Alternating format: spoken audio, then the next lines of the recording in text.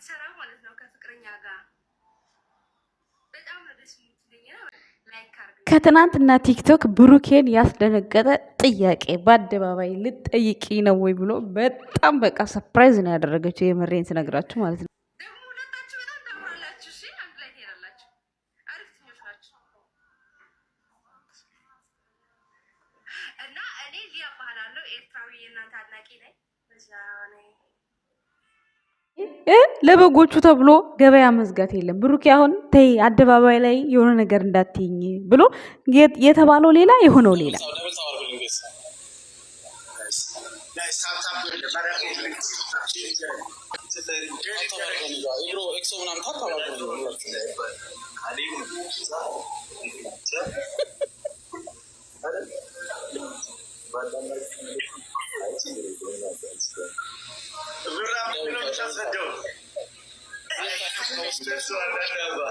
በላቸው ጌሙን ትቶ ብሩክና ሃይሚ ተቃቅፈው ምን እያረክ ነው? ምን እያስተማርክ ነው? በላይ በላይ ያለ ሲመሰጥ ተመልካች ደግሞ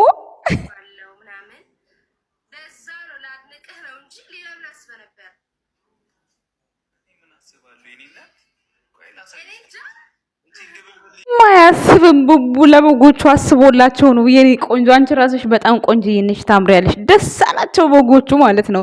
ባይዘወይ አድንቆት ማለት ነው። ሃይሚንም ብሩኬንም ሲደነቁ ብሩክም ሲደነቅ ደስ ይበላችሁ። ሴት አደነቀችሁ ብላችሁ ገና ታፈቅረዋለች ብላችሁ አትሸማቀቁ። ኮንፊደንስ ይኖራችሁ እና ትናንትና ጥሩ ቆይታ ነበረ። እንዲሁም መቀመጫ ሶፋ አንድ ሶፋ ላይ ነበረ ቁጭ ያለው ብሩኬ። በዛ አጋጣሚ ሁለት ላይ ሆኑ እያልናቸው ነበር። ነገር ግን ጨረፍታ አይታችሁታል። ሁለቱ ሶፋ ተገጣጥሞ ለብሩክ መኝታ ተስተካክሏል እና ለዛ ነው። ኤኒዌይስ ብቻ ደስ የሚል ቆይታ ነበር። ሰላም ጤና ይስጥልን የኛ ውድ ቤተሰቦች፣ እንዴት አላችሁ? እንዴት ናችሁ? እኔ ደህና ነኝ፣ እግዚአብሔር ይመስገን። ሁሉ ሰላም ነው፣ ሁሉ አሸይና ነው በኔ ጋር። ትናንትና ብሩኬ ሃይሚ ቤት ላይ ገብቶ ወይኔ በስመ ብዙ ሰው ተናዷል፣ ብዙ ሰው ደስ ብሎታል። ባይዘዌይ ማለት ነው አንድ ነገር ለለ የመጣሁት ዛሬ እና አንድ ነገር እምላችሁም እቺ ሃይሚን ያደነቀችው ልጅ እና እንዲሁም ደግሞ ሌሎችም ሴቶች ይኖራሉ እና በአደባባይ የሚያደንቅ ሰው ለሰው ጠላት አይሆንም። እውነቴን ስነግራችሁ ውስጥ ለውስጥ የሚሄድ ውስጥ ለውስጥ እንዲህ አድንቄህ እንደዚህ ይሄ ነገር ይመቻል ይሄ ነገር ምናምን የሚል ሰው እና ውስጥ ለውስጥ የሚቸክስ ሰው ነው እንደዚህ አይነት ነገር ለሃይሚና ለብሩኬ ጠላት የሚሆኑት እንጂ አደባባይ ላይ ወጥቶ ማንም ሰው እንደዚህ ላድንቅ ሲል የሆነ ቅናት ነገር አይሰማችሁ። አትቅኑ ሴቶች፣ አትቅኑ። እስኪ ምን አስቀናችሁ? ቆይ ሃይሚ ብትቀና ያምርባታል ባቡራ። እናንተ ቆይ የምትቀኑ ስለምንድን ነው? ሁሉንም ነገር እኮ ትደርሱበታላችሁ አይደል? እንዲህ ቤተሰቦች ጉድ እኮ ነው። ሃይሚ እንኳን ሰከን ባለችበት ሰዓት እናንተ ገና እየቀናችሁ ነው። ስለዚህ አንዳንዴ በጥሩ ነገር የሚመክር ሰው ይኖራል። ላይቭ ላይ በውስጥ የማይመልሱላቸው ሰዎች በብሩክም በኩል ሆነ በሃይሚም በኩል ሆነ። እንደውም ሃይሚ አሁን ብዙ ጊዜ ላይቭ ላይ አትገኝም። ሃይሚ ብሩክም ብዙ ጊዜ አይገኝም። እንደው ይችን ሰሞን ምናምን አንድ ወር 2 ወር ሊሆነው 2 ወር ቢሆነው እንግዲህ ላይቭ መግባት ከጀመረ ብሩክ እኮ እንጂ በፊት እኮ ላይቭ በቀጠሮ እንደዚህ የሆነ ሃፒ በርዝዴ ሲደርስና እንደዚህ አንዳንዴ ሁለት የሆነ ሴሌብሬቲ ሲኖራቸው የዩቲዩባቸው ምናምን ሲጠሩ ነው እንጂ ኖርማሊ እንደዚህ ገብቶ እኮ አይጫወትም ነበር ብሩክ ማለት ነው። እና አሁን ቅርብ ጊዜ ነው እንደዚህ መሆን የጀመረው። ስለዚህ ሙሉ ቤተሰቦቹ የእውነት ሃይሚና ብሩኬን የምትወዷቸው ሰዎች ከሆናችሁ እንግዲህ ያው ምንም ሆነ ምን ወደ አንድ ቤት ተጠቃለዋል። አንድ ቤት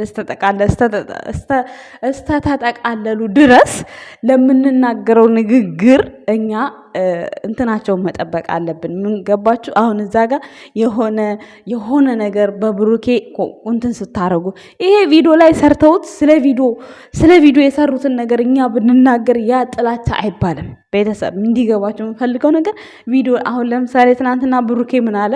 ደክሞሻል ሃይሚ አረገሽ እንዴ አለ። አሁን ያንን እኔ እዚህ ጋር አምጥቼ ብታረግዝም ባታረግዝም የሆነ ባወራ ምንም ችግር የለውም። ያ ምንም ይሄ ኖርማል ነው። ማንም ሰው ላይ የሚፈጠርና የሚደረግ ነገር ነው። አሁን ሀይሚ ያረገዘች ብል ታምሌሉ ላይ ብዙ ሰው ይንጫጫል። ቆይ እንደሆንም ዛሬ ሀይሚ ያረገዘች ብዬ ነው ታምሌል ማደርገው እና አሁን ብዙ ሰው እንደዚህ ይሄን ወደ ብልግና ወደ ሌላ ነገር ይወስደዋል። ይሄ ግን ኖርማል ነገር ነው። ይሄን ስላወራሁባቸው እኔ አይጣሉም። ነገር ግን በመካከላቸው ብዙ በሀይሚ በኩልም በብሩኬ በኩልም የምፖስቱት ነገር አለ። ያ ነገር ግን ብሩኬና ሀይሚን ያጨቃጨቃቸዋል እንደሚመስለኝ ነገር ማለት ነው። ምክንያቱም እኔ ከአንቺ ጋር ስሆን ነው እንዲህ ሆነው፣ እኔ ከአንተ ጋር ስሆን ነው እንደዚህ የሚሆነው፣ እንደዚህ ትክክል ናቸው። በቃ የሆነ ይወሳወሳሉ። ታውቃላችሁ፣ ሰው ናችሁና መቼስ እናንተ አሁን የሆነ ቦታ ከሰጣችሁት፣ አሁን እስኪ አንድ ሰው ለአንድ ሰው የሆነ ጽሑፍ ጻፉ። እኛ ዩቱበሮች እኛ አምነንበት ነው ወደ ዩቲዩብ ላይ ስንወጣ ብንሰደብም ብንረገጥም ምንም ላይ አይመስልን። እኔ ያመኘበት ነው። ምንም አይነት ሰው ቢለኝ ምንም አይመስለኝም። ስቄ ነው ማልፈው። ወይም ደግሞ ያ ሰው እስኪ ስሜቱ ምን ይመስለዋል እሱ የሰደበኝን ስድብ እኔ በመልስለት ብዬ ሰሞኑን እንደውም እየመለስኩ እያየሁ ነበር። በጣም ነው የሚቃጠሉት እና ከኔ በላይ ነው የሚቃጠሉት። ግን እኮ እነሱ ናቸው መጀመሪያ የሰደቡኝ። ለነሱ ግን ሳይድ ኢፌክት ይፈጥራል ብዬ ነው የማስበው። እና ከዚህ በኋላ ሀይሚና ብሩኬን የምትወዱ ሰዎች በተቻላችሁ መጠን ጥንቃቄ የተሞላው አስተያየት ቢኖረን፣ እሷና ብሩክና ሀይሚ እንኳን ቢጣሉ እኛ ኦዲየንሶቹ ለነሱ ጥሩ ነገር በማለት የሆነ እነሱ የሚታረቁበትን የሚግባቡበትን ትናንትና አሁን እንትና ምንድነው ሀብ የእናንተ እገዛ ያስፈልጋል። በእናንተ እገዛ ምክንያት ነው እዚህ የደረስ ነው እና የሰው ልጅ ነገም ተነገ ወዲያም አይታወቅም እኮ የሚፈጠረው ነገር ብዙ ነገር ይፈጠራል። እና አሁን ደግሞ አንድ ላይ ተጠቃለው እስከኖሩ ድረስ ቢያንስ አመለካከታችን ጥሩ አመለካከት ቢኖረን የተሻለ ነው ብዬ አስባለሁ። እና አሁን አንድ ሰው ቡራን የሆነ ነገር ተባለና የሆነ ነገር ባንል፣ እንዲሁም ደግሞ ሀይሚ የሆነ ነገር ሆነችና አደረገችና እንዲህ አደረገች ብለን የሆነ ትርፍ ነገር ጨምረን ባናወራ፣ ይሄ ቪዲዮ የሰሩት ላይ ስለነሱ ስላወሩት ስለ ቪዲዮ አስተካክላችሁ ማውራት እሱ ምንም ሲምፕል ነው። የሰሩት ነገር ነው። ወደኛ ይዘውት የመጡት እኛ ወይ ልንስቅበት ወይ ልንዝናናበት ወይ ልንማርበት ነው። ስለዚህ ዩቲዩብ ላይ ሆናችሁ ደግሞ አስተያየት አይሰጥብኝም እንደዚህ አልባልም እነሱ አይሉም፣ በፍጹም አይሉም። እነሱ የሚጠሉት ምንና ምንድን ነው?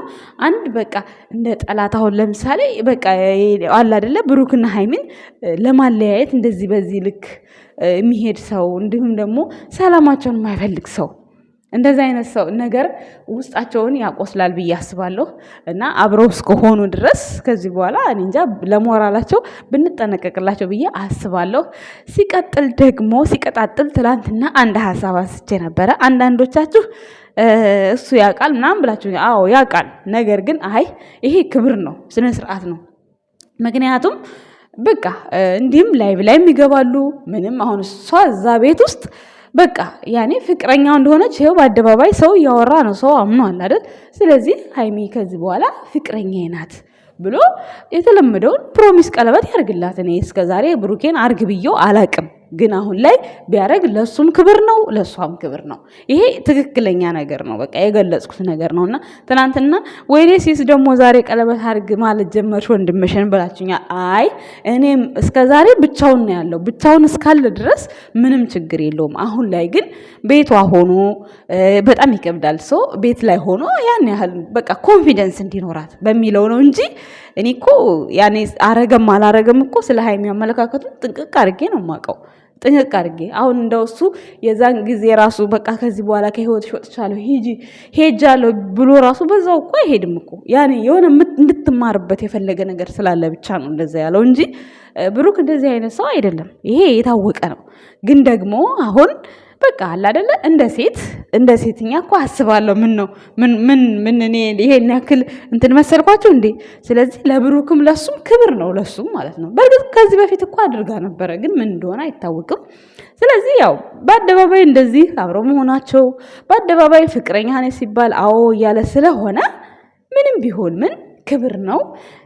ያው አፈቅርሻለሁ ብሎ ባይልም በቃ አለ አይደል የሆነ የፍቅረኛ አይነት ስታይሉን አድርጎ ፕሮሚስ ቢገባ በጣም ደስ ይላል። ለሷ ሙሉ ኮንፊደንሷ ነው ብዬ አስባለሁ፣ ከምትሳቀቅ በሚለው ነው። እና ለሱም ደግሞ ኩራት ነው፣ የምሬን ነው ኩራት። ሲቀጥል ደግሞ እዛ ቤት ውስጥ አሁን እንደዚህ አብራችሁ የምትኖሩ ከሆነ ቤት መቀየር አለባቸው ብዬ አስባለሁ። አይ ዶንት ኖ ብቻ አላቅም። በእርግጥ እዛ ቤት አይኖሩም፣ ሌላ ቤት ይኖራቸዋል። ምክንያቱም ያው ጊዜውን ጠብቆ ሁሉም ነገር የሚሆን ነገር ስለሆነ አንደኛም ነገር ያው እሷ እዛ ብቻዋን ስትሆን በነገራችን ላይ በአሁኑ ሰዓት ሴኩሪቲም ኖረ ምንም ሆነ ሰው ግዴታ ከውጭ ሰው መጥቶ የሆነ ነገር እንሆናለን ምናምን አይደለም የሚባለው። ባይዘወይ ድንገት መታመም አለ። ብቻችሁን ስትኖሩ የኮንዶሚኒየም ቤት ደግሞ በዙሪያችሁ ሰው ከሌለ ካልተዋወቃችሁ ካልተግባባችሁ በጣም ከባድ ነው።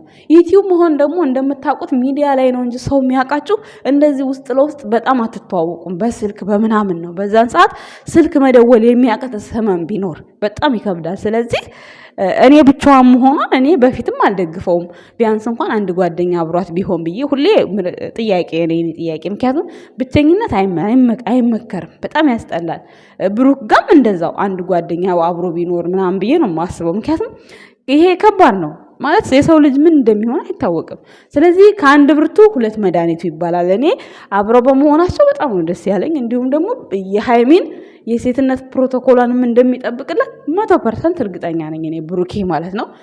ምንም አይነት ሪስክ እንደማያስወስዳት እኔ እርግጠኛ ነኝ በደንብ ማለት ነው። ግን ያን ያህል ሃይሚ ኮንፊደንስ እንዲኖራት ሃይሚ ከዚህ በኋላ ፍቅረኛ ይናል። ልክ ትላንትና ልጅቷ ስታመንትን ስትላት ፍቅረኛ ይና ከፍቅረኛ ጋር ስትለው አዎ አለ እና ስታመሰግንለት ደስ ነው ያለው። ስለዚህ ይሄንን ደስታውን እያየን እኛ ስለ ብሩክም ሆነ ስለ ሃይሚ ኔጌቲቭ ነገር ባንናገር የሚለውን ነገር አሰብን። ምክንያቱም እንግዲህ ለፋችሁ ጣራችሁ፣ ጠላትም ሆናችሁ ምንም ወዳጅም ሆናችሁ እንዲለያዩ የፈለጋችሁም አብረውም እንዲኖሩ የፈለጋችሁ ይኸው ብዙ ጥረት እያደረጋችሁ ነው። ግን ምንም አዲስ ነገር የለም። እነሱ ተጣልተው ነገ ሌላ ሰው ሆነው ነው የሚመጡት። ይኸው እኔም ደግሞ ከቃሌ ምንም እንደው ብሩክና ሃይሚ የፈለገ ነገር ቻሌንጅ ይበዛል እንጂ እነሱ ተለያይተው አይለያዩም ነው የምለው ሁሉ ጊዜ ማለት ነው።